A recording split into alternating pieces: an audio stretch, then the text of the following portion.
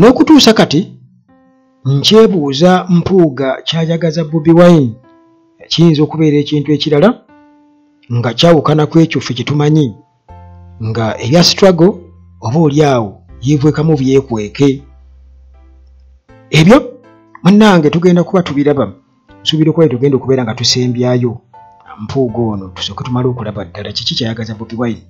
Kakati munnange Norbert Mao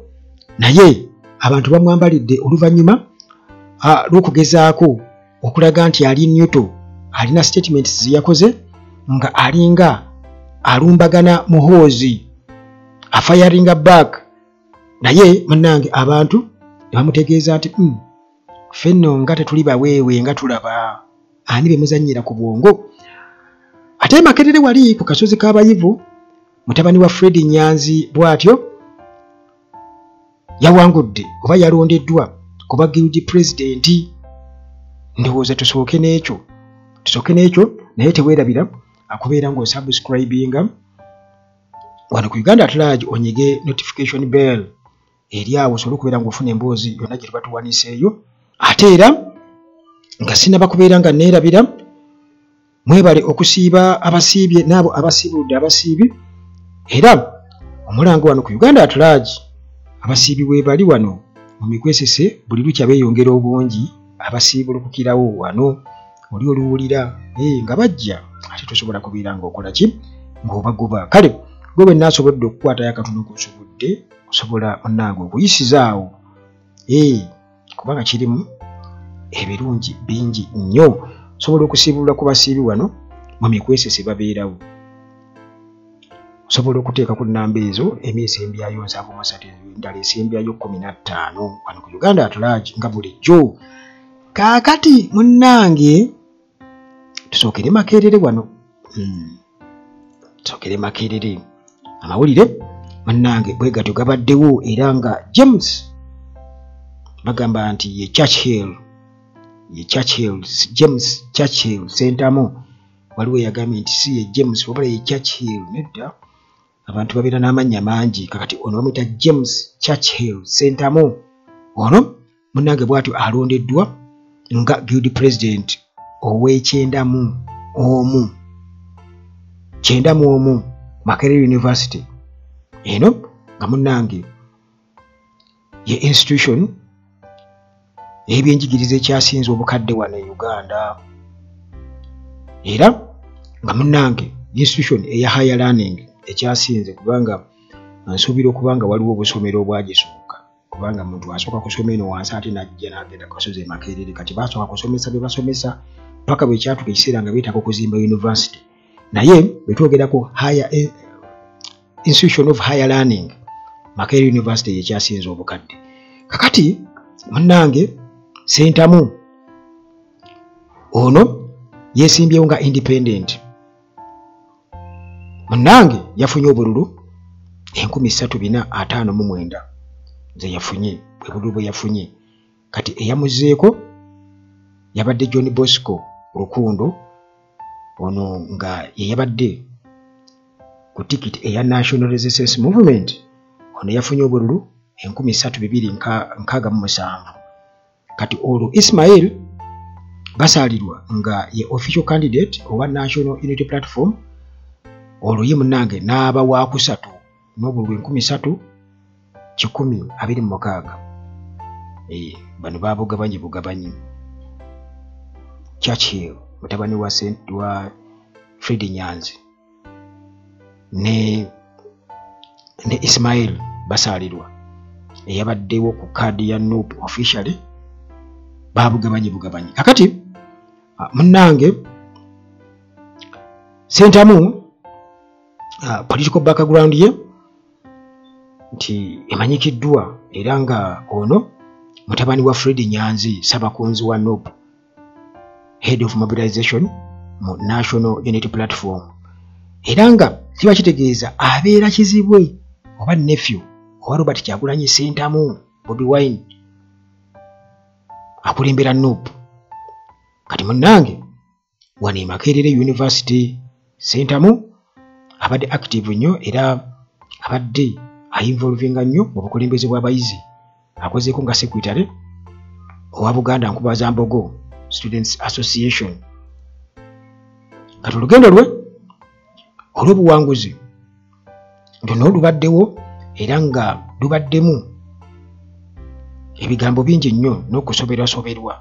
okusika omuguwa, kubanga mu ntandikwa yasooka n'ayagala okubeera nga anominatingibwa Nuupu, naye bw'atyo ne batamuwa, ne ba endosinga basaalirwa. Ekyo kyali kisuubirwa kubanga nti baba kikola bwe batyo, ate kati singa abantu kye boogera nti olaba beeyagaliza bokka, naye munnange amaanyi kasita yagalazi ku sayidi endala. Kakati ye naye kye yakola teyava mu lwokaano, yasalawo okubeera ng'ajja independent,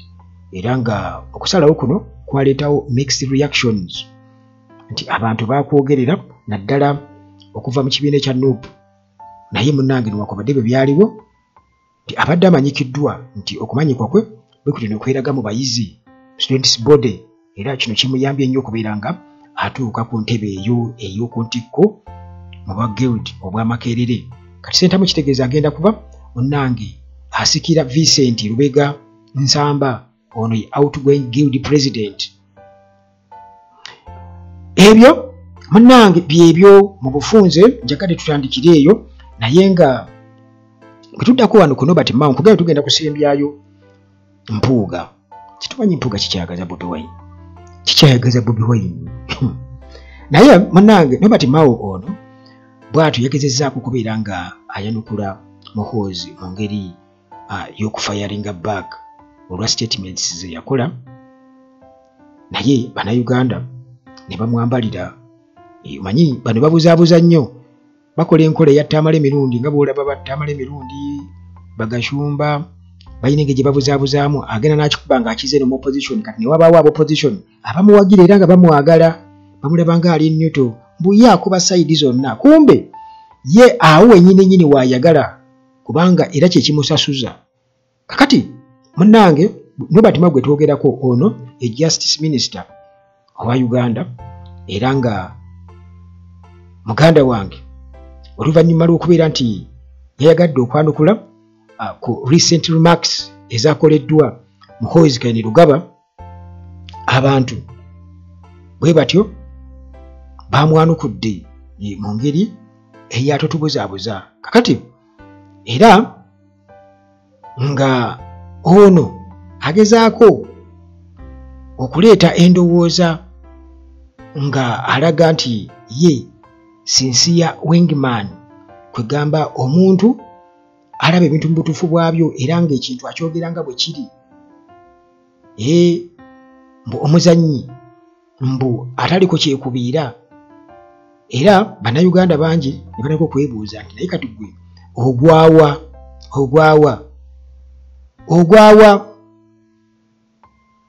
Kakati ono yagambye nti wingman omutuufu oba omuzannyi omutuufu mbu atambulira wamu n'oyo omukulembeze gw'abeera twala ng'omukulembeze we, naye era amubuulira ekituufu. Ebintu ebiba nga tebitambula bulungi bw'amubuulira ekituufu. Mao bw'atyo bwe yagambye. Kakati munnange nga alinga agezaako okukyalinginga mukama we Muhoozi mu ngeri eya style, kubanga gye buvuddeko Muhoozi yatandika okubuusabuusa ku royalty eya Mao, nga yeebuuza Mao ono agwawa. Muhoozi yeemulugunya. Jjukira Muhoozi yatugamba nti yeegombanga nnyo Mao ng'akyali guild president w'Amakerere, mbu yamwegombanga nnyo, era eŋŋambo ne ziyitiŋŋana nti Mao ono baamuleeta bamuteeka kumpi nnyo kubanga bakimanyi bulungi nnyo nti yasobola okubalira Muhoozi ebintu ebimu, asobola okumuyamba. Kati babakwasaganya bwe batyo nti ekintu singa kiba kigize eri bwe kiti, reforms zaayagala mu palamenti nti no bajje bateekawo bino na bino, mbu simanya president parliament yebeemulonda n'ebirala, ebyo byonna biri eyo. Naye kakati Bannayuganda nga bamaze okubeera nga balaba ebigambo Mao bye yayogedde, bwe batyo ne bamubakira, era nga bagamba nti Mao agezaako okusavinga Museveni ate ng'olwo agezaako ku maintaininga ties ze ne opposition nti asavinga Museveni ate agezaako tulaga nti ate muna opposition kale munnange nti bwetunuulira Mao ono jjukira nti yeeyunga ku NRM era abantu ne babeera ng'olwedde baamuteeka dda waaja ono ayagala okubeera nga bwegamba actinga nga opposition leader ate ng'eno ali mu kwenjoyinga benefits mu gavumenti ya General Museveni. Abantu si basiru bo balaba era nga bw'otunuulira statement za Mao ezo ziraga okwawula yawulwa mu bukulembeze bwa Uganda ate nga Mao agezaako okulaba nga yepresentinga ng'omuntu ali neutral figure mu gavumenti naye ate nga akimanyi bulungi nnyo nti gavumenti gy'ayogerako esayirensinga nnyo oba tekolagana n'abantu baginenya, akimanyi bulungi nnyo ekyo. Kakati munnange Muhoozi nti tukimanyi bulungi nnyo nti already yamulisa dda nti okusinziira ku sayidi yaabwe bamulamuga standby generator nti ayinza okusikira kitaawe. Kati Mao ate nga nkutegeezezza nti bano be balabwanga ba elites abasobola okubeera nga bamuyambako naye bannayuganda bo balaba era bato oba olutalo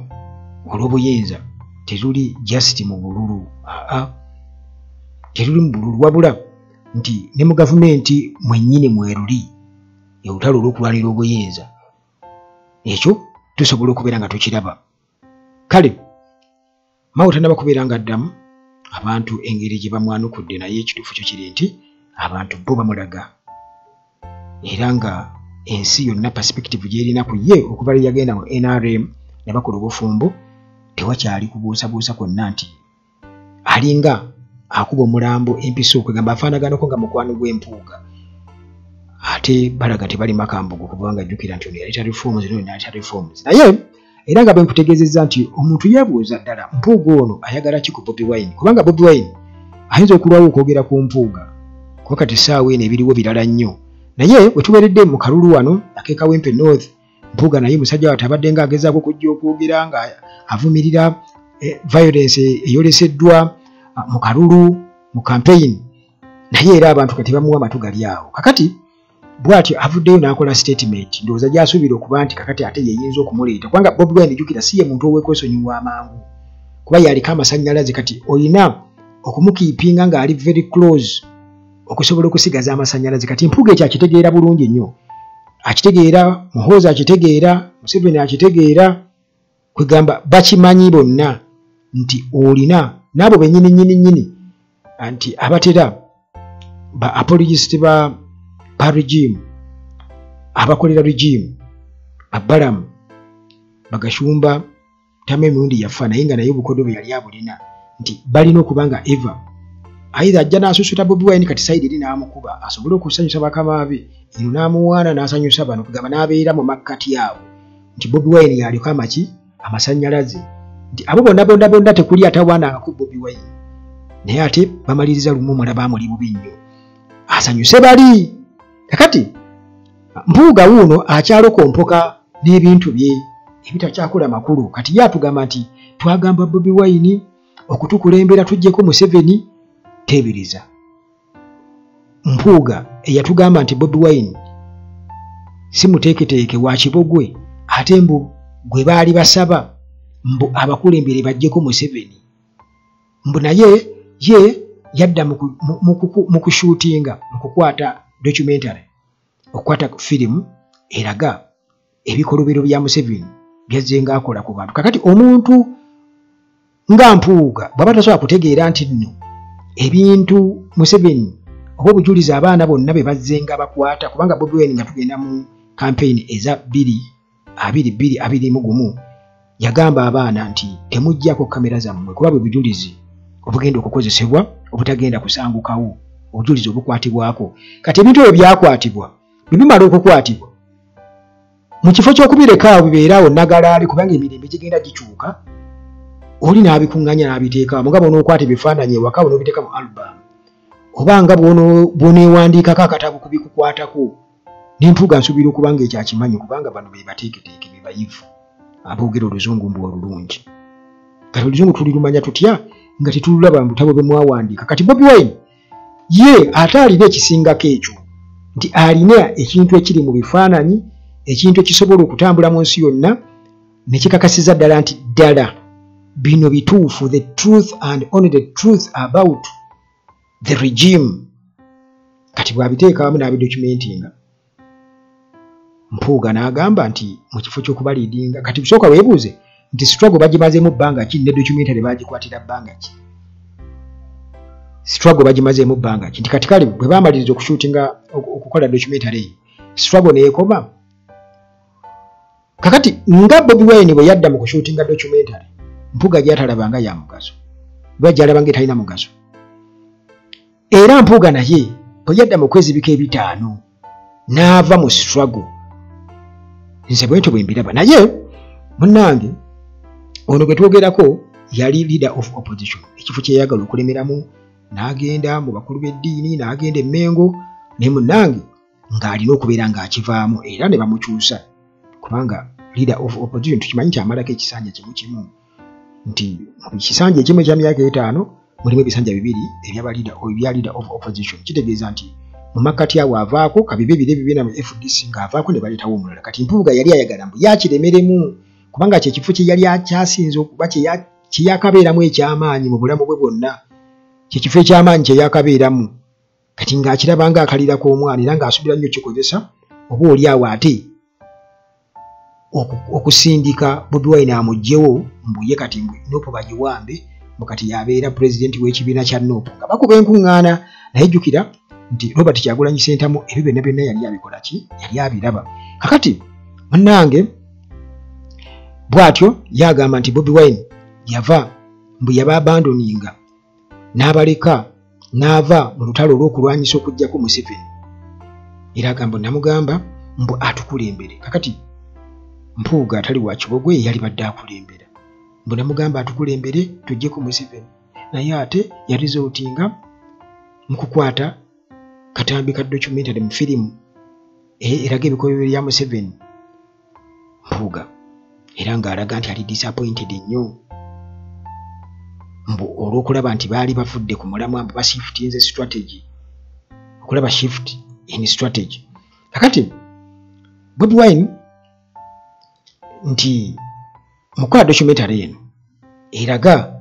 okulinnya eddembe ly'ebuntu okususse ate ng'already ne struggle gy'ayogerako ekwata ku ekyo n'okulaga irregularities ebitatuukaganye mu kulonda okwe Uganda byonna ebyaliwo mu campaign 2021 ebyaliwo mu kalulu ako nga abitadde awo era nga ekyo kyakukozesebwa nga instrument ey'amaanyi okulaga obukakafu obwenkomeredde nti Museveni bw'atasobola kubeera nga yeegaana kubanga bano balungi mu kwegaana nti sife twakubanga abantu aba opposition be beekubanga bokka bokka kakati kino okiraba nti kisobola okubeera nga kikuuma global attention ensi yonna okuba nga amaaso egeegese struggle eya Uganda nti abamu balabanga ekitakola naye ate bagamba nti atunda ayolesa y'amazaawo nti bwe muba temwogedde nsi yonna kumanya ngeri gye mubonaabonamu oba nga temubawadde bujulizi bukakafu bumala kiba kitegeeza nti era teri aligenda kumanya nti gye muli nti mwekizisitinga mu nsi mujja kubeera muboneebone babafuula abaddu babatuntuze naye nga teri amanyi kigenda okujja nga surprise eri abantu bagambe nti tubadde tetumanyi naye kati kino kyayongera okubeera nga kyerula nekyanimaskinga Museveni era bw'atyo ye Mpuuga agamba nti ekyo tekikola wabula priority yali badde ya kumubilizinga political change mbu ku ground mbu kyekyali badde kikolebwa naye how are you going to mobilize for political change already nga tumaze kusensitizing abantu kubalaga nti ddala mubonaabona eddembe lya mawulire omuntu lyabagibwako ddala akalulu kabbibwa era obujulizi buubuno kubanga abantu bajja kubeera eyo nga bo tebamanyi nga bagamba bugambye abo banoonya popularity bali mu kugaggawala struggle bagaggawazizza nnyo naye nga takimanyi nti abantu eddembe lyabwe ery'omuntu lirinyirirwa abaana bakubwa n'oba oliawo bw'alaba ku bintu ng'ebyo n'abirabako ajja okukakasa nga bw'olaba Museveni bwe yatereka obuwanga atutiisetiise era alina akyenyumirizaamu obuwanga abantu abaafa bw'abaafiirira eggwanga lyabwe Museveni ate yennyini be yettira. Kakati munnange kino kiraga nti obunkenke bw'amaanyi nnyo obunkenke bw'amaanyi nnyo wadde Mpuuga ng'olwedde ekibiina yakivaamu naye ng'ekituufu kiri nti Mpuuga yalibadde ekisooka ensobi gye yasooka okukola kwe kukkiriza ebitaano n'okulema okubeera nti ava ku bwa commissioner baamugamba nti ebyo byonna bireke komawo ku kitebe tulabe yagaana.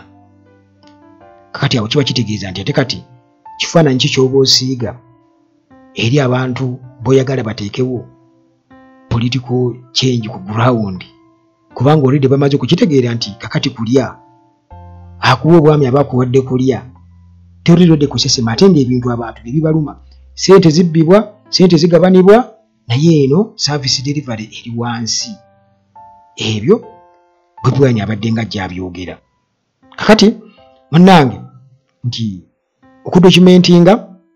ebintu regime oba ebikolobero byekola ku bantu ekyo kirabwanga emmundu ey'amaanyi ennyo